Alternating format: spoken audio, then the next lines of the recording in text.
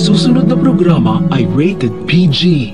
Ito ay nangangailangan ng patnubay at gabay ng magulang para sa mga batang manonood.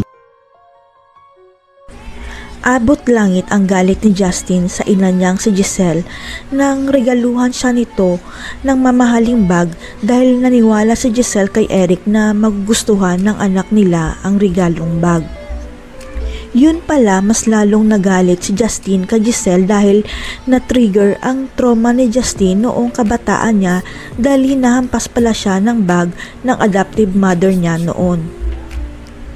Walang kamalay-malay si Giselle na pakana ni Eric ang lahat para mas lalong kamuhian ni Justin si Giselle nang sa gayon magtatagumpay ang plano niya na makapaghiganti.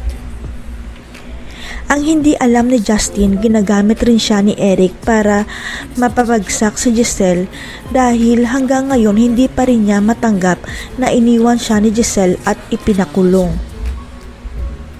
Nagulat naman si Giselle sa naging reaksyon ng anak niya sa regalong bag sapagkat sinabihan pa siya nito na patatawarin lang siya sa oras na mamatay si Giselle.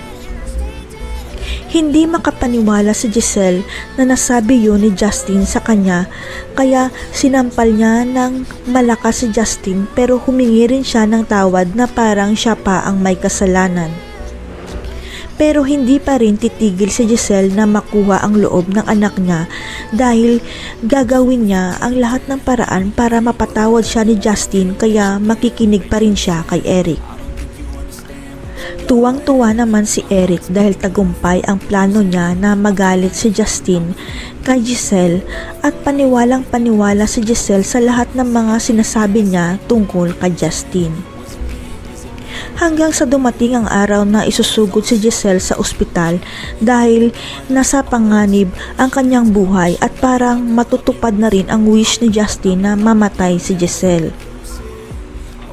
Ang hindi alam ni Justin at Eric dito na mabubunyag ang pinakatago-tago nilang sekreto na hindi pala tunay na anak ni Giselle si Justin dahil hindi sila magkadugo.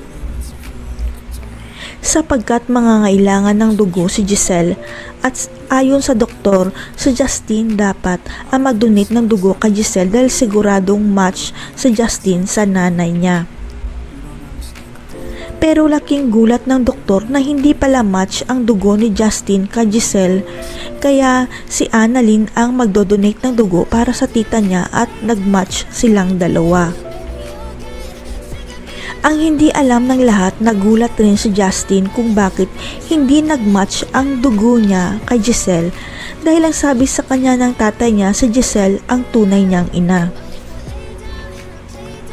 Yun pala, wala rin kaalam-alam si Justin na hindi pala si Giselle ang tunay niyang ina dahil anak ni Eric si Justin sa ibang babae at ginagamit lang niya si Justin para maghiganti.